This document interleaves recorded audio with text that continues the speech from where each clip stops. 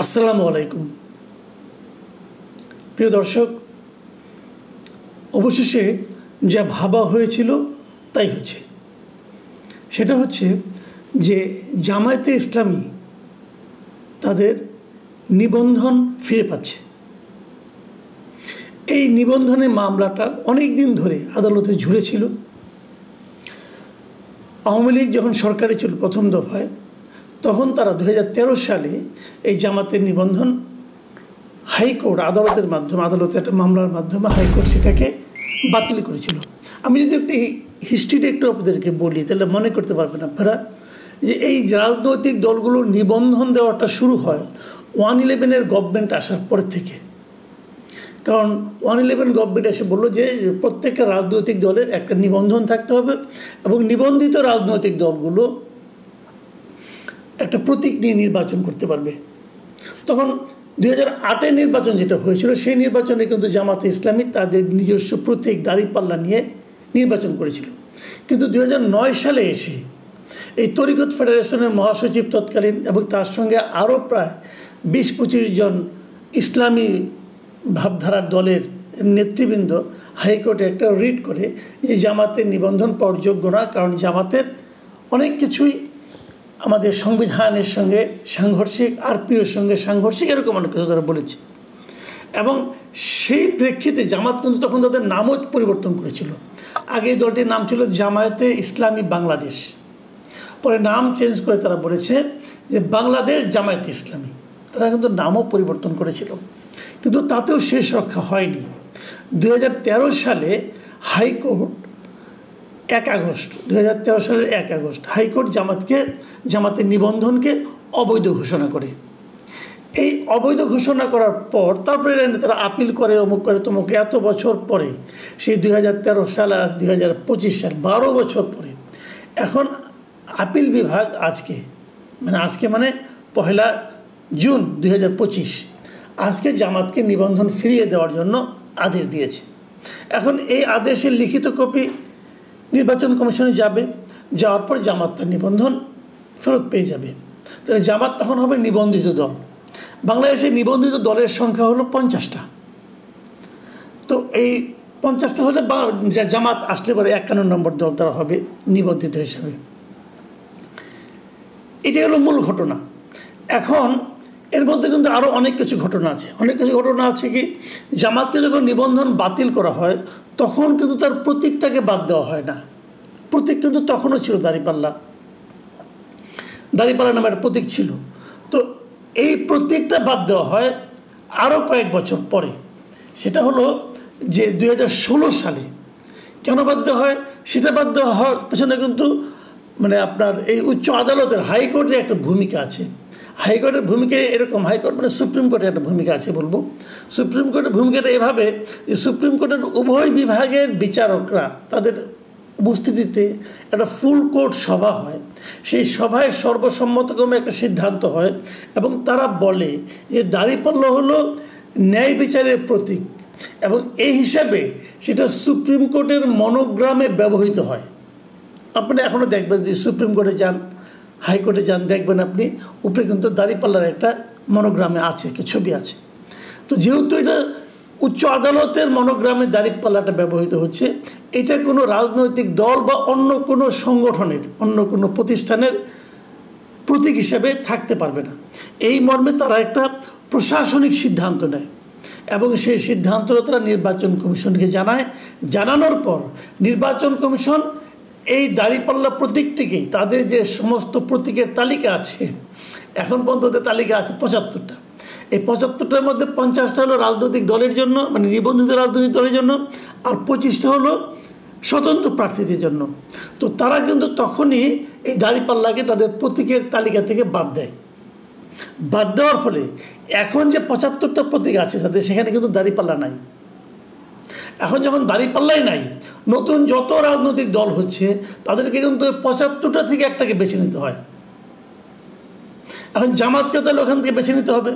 এখন জামাত যেখান থেকে বেছে নেবে সেখানে কিন্তু দাঁড়িপাল্লা নেই, কারণ দাঁড়িপাল্লাকে আগেই সরিয়ে দেওয়া হয়েছে ওই হাইকোর্টের ওই প্রশাসনিক, সুপ্রিম কোর্টের ওই প্রশাসনিক সিদ্ধান্তের কারণে। এখন জামাতকে কি তার দাঁড়িপাল্লা ফেরত দেওয়া হবে? দিলে কিভাবে দিবেন, কোন আইনে দিবেন? নতুন করে কি দাঁড়িপাল্লাকে প্রতীকের তালিকা ঢুকানো হবে? ঢুকানো হতে পারে, কারণ অনেক প্রতীকে কিন্তু যে সমস্ত প্রতীক আছে এই প্রতীকগুলো অনেকের পছন্দ না। নতুন নতুন কিছু প্রতীক অনেকে গ্রহণ মানে এর মধ্যে ঢুকাতে চাচ্ছে, আধুনিক কিছু প্রতীক আছে। তো সে সমস্ত কারণে প্রতীক আধুনিকরণ হতেই পারে, আমি জানি না কী করা হবে শেষ পর্যন্ত। কিন্তু জামাত কিন্তু তার প্রতীক ফেরত পাবে এটা অনেকেই বিশ্বাস করে। কেন বিশ্বাস করে? বিশ্বাস করে এই কারণে যে তারা মনে করে এই সরকারের উপর জামাতের প্রচণ্ড প্রভাব আছে। জামাত চাইলে এখন অনেক কিছু পেয়ে যায়। তো জামাত তো প্রতীক চাচ্ছে দাঁড়িপাল্লা, কারণ তারা বলছে যে আমরা তো দাঁড়িপাল্লা প্রতীক নিয়ে 5-6 বার ইলেকশন করেছি, কাজে আমরা দাঁড়িপাল্লা প্রতীক আমাদের এটা দলীয় প্রতীকও বটে, তাহলে আমরা এটা পাবো না কেন? কাজে এই দাবিটা শেষ পর্যন্ত গৃহীত হতে পারে। আর তাছাড়া সুপ্রিম কোর্টের যে ফুল সভায় বিচারকদের, ওটা তো একটা প্রশাসনিক অর্ডার ছিল, ওটার কোনো আইনগত বৈধতা কতটুকু আছে এটা বলা বড় কঠিন, ওটা তো কোনো বিচারিক আদেশ নয়। সেই হিসেবে হয়তো জামাত তার প্রতীক ফেরত পেতেও পারে, কিন্তু এই বিরোধটা রয়ে গেছে। এখন 2-3টা প্রশ্নটা হলো যে জামাতকে যে কারণে নিবন্ধন বাতিল করা হয়েছিল, জামাতকে কিন্তু নিষিদ্ধ করা হয়নি। জামাতকে নিষিদ্ধ করা হয়েছিল আওয়ামী লীগ সরকার পতনের আগে মানে 2024-এর 1 অগাস্ট একটা নির্বাহী আদেশে তাদেরকে নিষিদ্ধ করা হয়। তারপর আওয়ামী লীগ সরকারের পতন ঘটে, পতন ঘটলে পর আবার একটা নির্বাহী আদেশে জামাত তাদের বৈধতা ফেরত পায়। সব কিন্তু সরকার পরিবর্তনের সঙ্গে সঙ্গে অনেক কিছু কিন্তু ঘটে যাচ্ছে। আবার যে সরকার জামাতকে তার বৈধতা ফেরত দেয় মানে ডক্টর ইউনূসের অন্তর্বর্তীকালীন সরকার, এই সরকারই আবার আরেকটা নির্বাহী আদেশে আওয়ামী লীগের রাজনৈতিক কর্মকাণ্ড নিষিদ্ধ ঘোষণা করে, ওটাও নির্বাহী আদেশে। তো এবং এই নিষিদ্ধ করার পরে নির্বাচন কমিশন আবার আওয়ামী লীগের নিবন্ধনকে স্থগিত করে। এই জিনিসটা আবার আমি বুঝি না, ঠিক মতো বুঝি না। কেন যে নির্বাচন কমিশনের কোনো রাজনৈতিক দলের নিবন্ধন স্থগিত করার কোনো বিধান আমি খুঁজে পাইনি আরপিওতে। আমি যতটুকু পড়েছি ওইখানে হয় আপনি একটা রাজনৈতিক দলের নিবন্ধন গ্রহণ করবেন অথবা বাতিল করবেন, কিন্তু স্থগিত করার কোনো অপশন আছে আমি দেখিনি। তো কোন ধারা বলে, কোন আইনে নির্বাচন কমিশন স্থগিত করার সিদ্ধান্ত নিল এটা আমি বলতে পারবো না। হয়তো আমার জ্ঞানের ঘাটতি আছে, যদি কেউ আমাকে বলে দেন আমি আমার উপকার হবে আর কি। যাই হোক, মানে আমি একটু হাসলাম এই কারণে, এই যে নিষিদ্ধ হওয়া, আবার নিষিদ্ধ বৈধতা ফিরিয়ে দেওয়া, আবার আরেকজনকে মানে রাজনৈতিক কর্মকাণ্ড নিষিদ্ধ করা, আবার তাদেরকে বিচার করা। আওয়ামী লীগে কিন্তু বিচার করা হবে কেন? আওয়ামী লীগ 24-এ গণহত্যা চালিয়েছিল, মানবতা বিরোধী অপরাধ করেছিল, অবশ্যই বিচার হবে, হতেই পারে। তাহলে জামাত যে 1971 সালে মানবতা বিরোধী অপরাধ করেছিল তার বিচার হবে না? এই প্রশ্ন আবার কেউ করে না, কারণ এই প্রশ্ন করা নিষেধ।